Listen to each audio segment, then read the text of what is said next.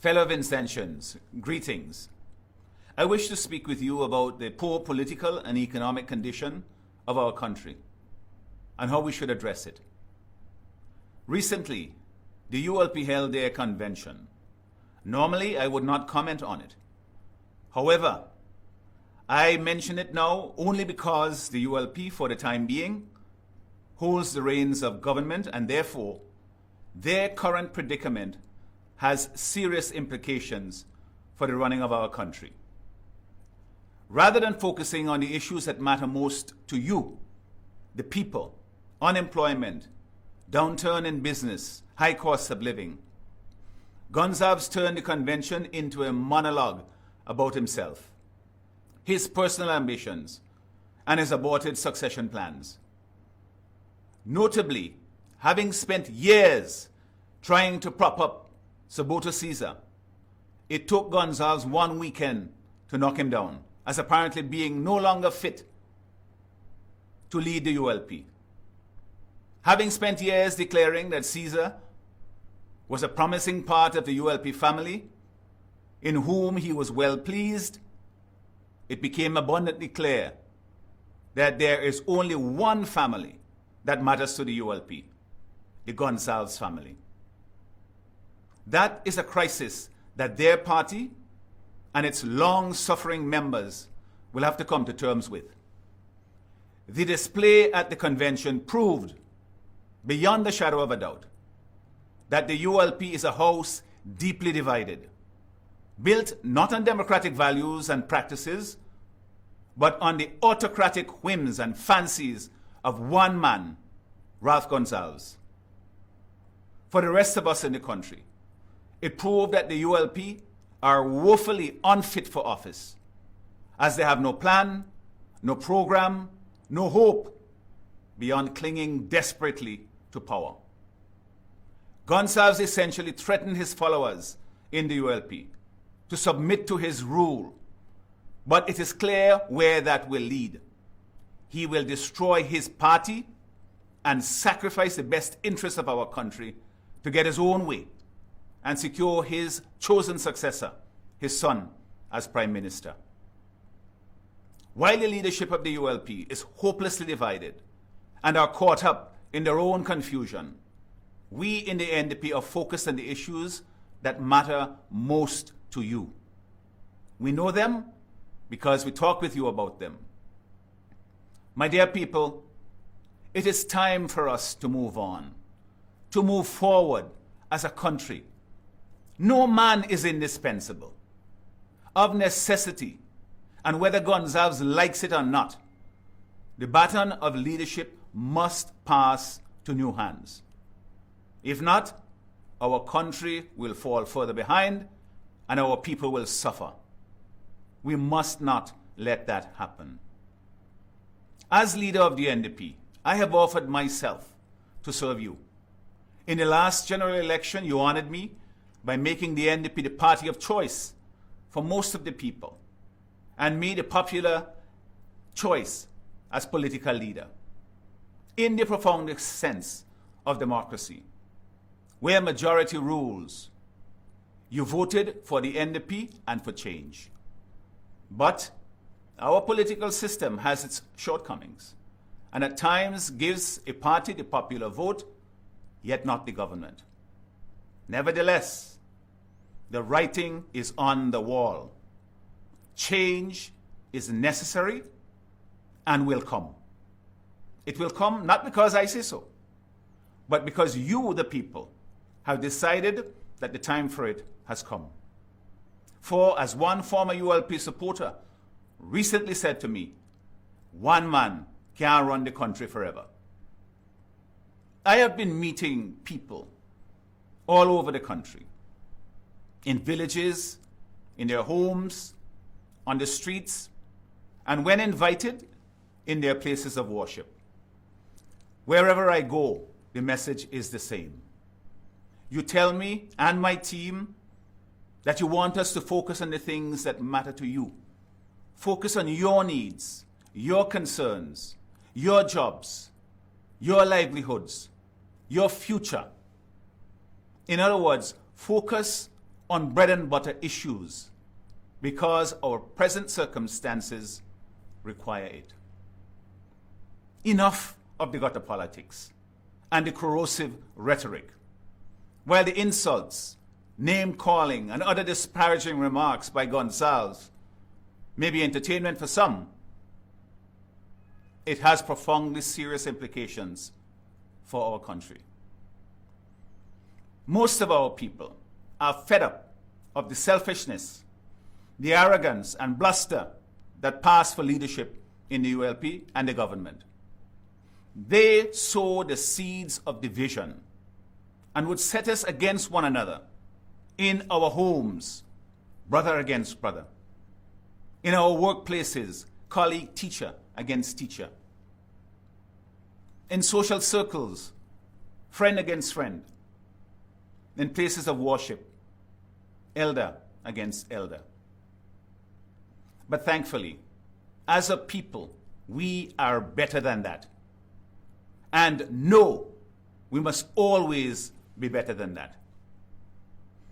Our present situation and examples from around the world have shown us that political leaders who seek to divide the people, who seek to divide us deeply so that we may never recover, serve only themselves. The people are merely the means to an end, that being unfettered, everlasting political power to be used for their own ends. Shutting up opposing voices, demonizing the carriers of alternative views, whether in a political party or in society at large, can never be right. It cannot serve us in this time. So, we can't continue that way. Let us all agree on that. Our people, especially the young people, they get it. They understand that they cannot continue this way and are unhappy about the current situation. Our people are better informed than ever and demand more from political leaders.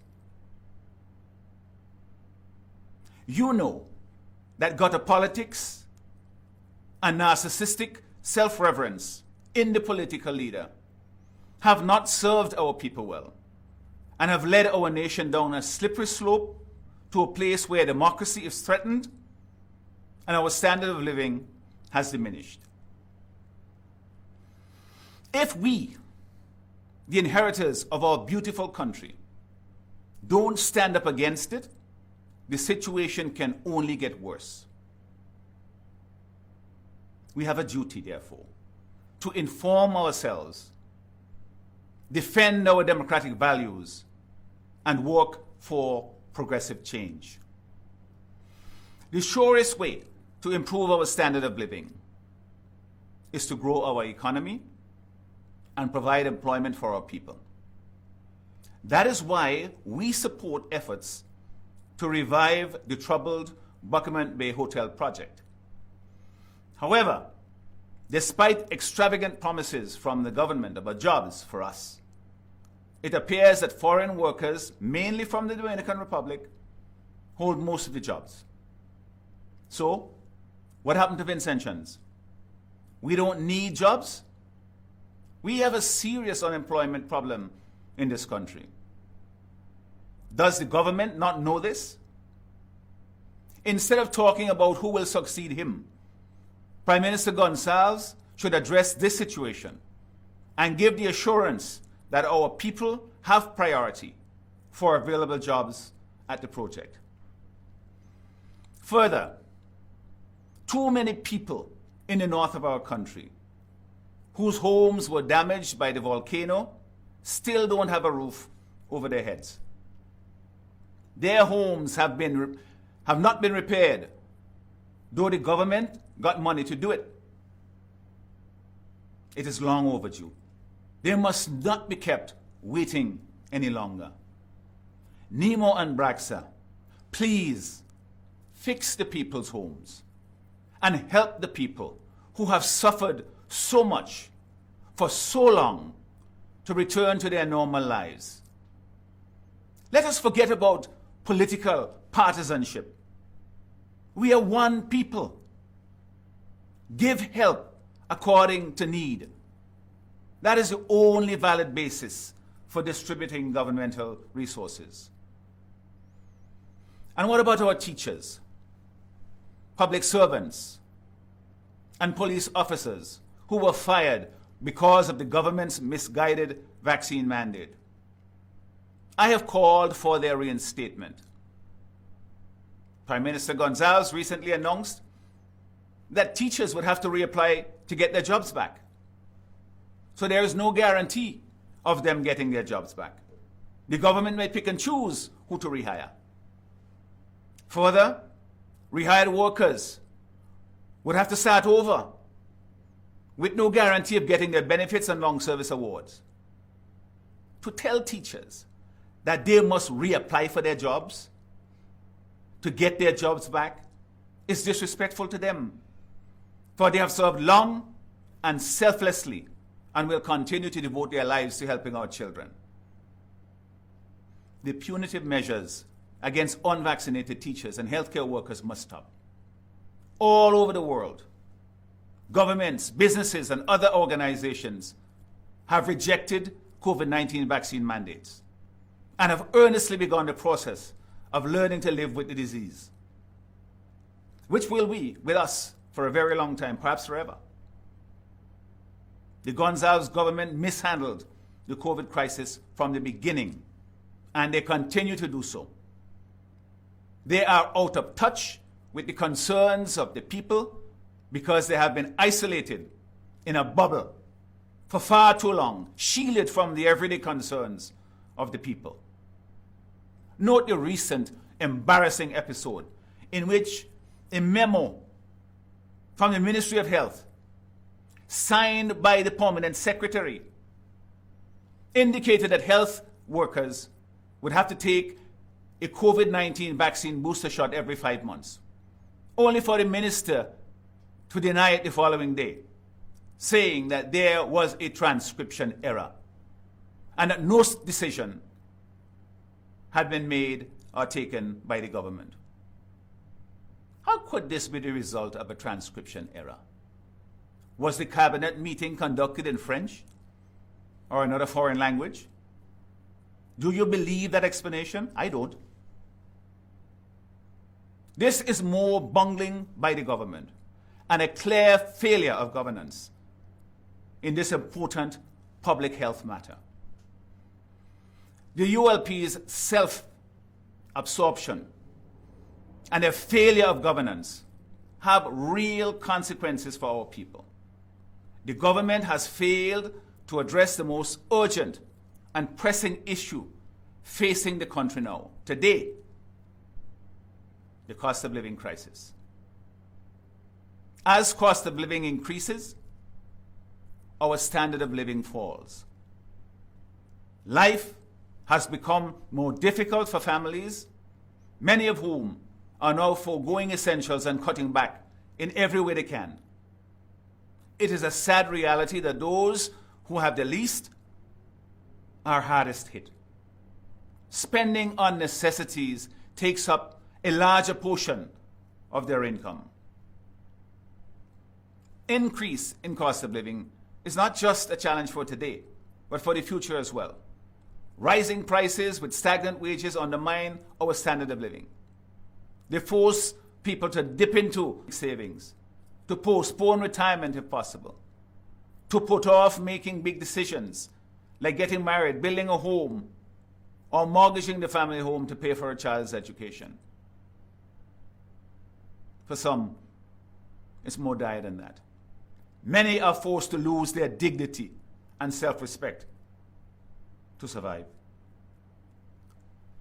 For our businesses, it hampers the ability to invest, inhibits hiring of new workers, and retards growth. The shocks of the COVID pandemic have been exacerbated by the Russian war in Ukraine. The impact on food and fuel prices, we know, have been felt worldwide. The global trends impact us in St. Vincent and the Grenadines as local prices soar. I do grocery shopping frequently in Kingstown. Some, my own errands, or when Mrs. Friday gives me her list for shopping. Purchasing from the vendors and from the supermarkets. So I see the increases firsthand. And I too have questioned the cashiers from time to time to check if the price of one item or another was not an error because it had increased so much. Over the past 8 months, the prices of food, fuel, and other goods have risen considerably. Current prices at a rural shop on the mainland show that a pound of chicken back has increased from $1.75 to $2.50. Leg quarts from $3 to $4. Turkey from $3.50 to $5. A small margarine from $4.95 to $6.50. 1 liter of cooking oil from $10.95 to $16. A bag of penny bread, penny loaf bread, from $2 to $3. The cost of electricity has risen a lot. The fuel surcharge was 28 cents per unit in March 2021. It was raised to 72 cents by July of this year. In a recent survey conducted by a local newspaper, nearly 82% of respondents said that the hikes in cooking oil, electricity, and food prices have caused them to cut back on basic food items, with many saying they are now paying $200 more for the same basket of goods bought before these increases. Gasoline at the pump is now at an all-time high, $18.16 per gallon. Obviously, the high gas prices make things harder for all motorists and puts pressure on minibus operators, taxi drivers, and fisherfolk who use fuel in their work daily. High cost of living is not some fleeting phenomenon that will pass in another month or two. It is expected to be with us for quite some time. So, the government has a duty to do everything it can to cushion the blows of rising costs on households and protect our communities. Further delay in taking relief measures will only cause more pain and suffering for Vincentians. Across the OECS and the wider Caribbean, governments have cut fuel taxes, reduced import charges, controlled the price of basic goods, increased direct supports to those most in need, and helped with utility bills. Wherever I go in the country, I hear the cry from ordinary people that they need help. Why is the government not helping me with the high cost of living? Do they even have a plan to deal with this problem? Do they even recognize it as a problem? Day after day, it becomes more difficult to make ends meet. I know of your struggle to pay light bills, to put food on the table, to buy shoes, clothes, books, to send your children back to school in September. A few days of road work might help a bit, but can't cover most of your bills. More relief is needed. We in the NDP have a plan to immediately help to ease the effects of rising costs of living and ensure that we protect families. We urge the following. Reduce VAT from 16% to 13% and ensure that the savings are passed on to ordinary consumers. This will help everyone across the board. Increase the number of zero-rated VAT items. This will reduce grocery bills for everyone. Immediately repeal the customs service charge increase that was done a couple of years ago to reduce the cost of imports. Increase support for low-income families by expanding existing support programs and ensure that the support is distributed based on need not by political favor. Provide import duty concessions for the transportation industry, which is to say the minivans, buses, and taxis. And end the unlimited increase in VINLEC bills by putting a cap on the fuel surcharge and improve efficiency at VINLEC. These measures are practical and realistic and can deliver benefit to everyone immediately.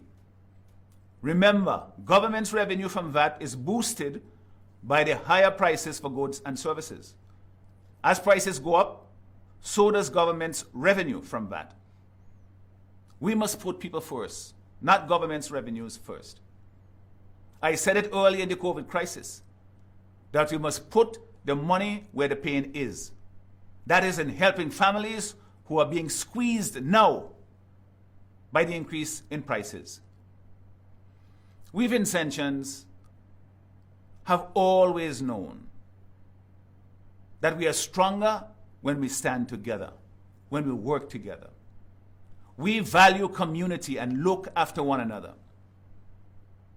Everyone has a role to play in seeing us through this crisis.